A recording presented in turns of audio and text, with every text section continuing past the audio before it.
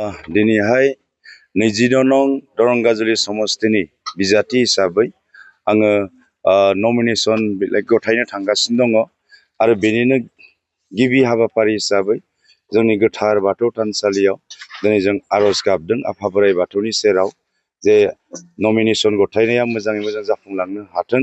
लोगोसेनो गोथार बाथौ आफा बोराइ बाथौनि सेराव आरज गाबदों बयनिबो जाहाथे सुखु गोजोन जायो।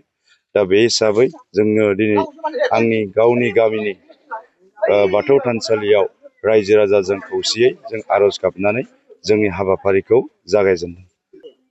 जोङो नमिनेशनखौ 10 बाजिनि उनाव जोङो डिसि अफिसाव तामुलपुर डिसि अफिसाव गथायगोन। सार बे बारनि बिसायख'थिया नोंथाङा माबायदि जागोन होननानै आसा खालामो?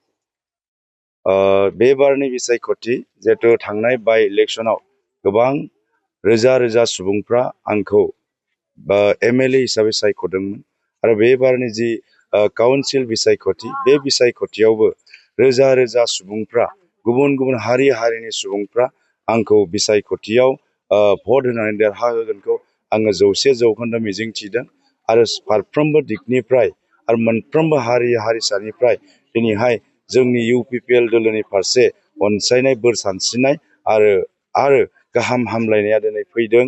दा प्रमद बर' सार बिथांनि दैदेननायाव जिहेतु बिटिआर हालामाव मोनसे गोजोन थासारि लाबोनो हाबाय।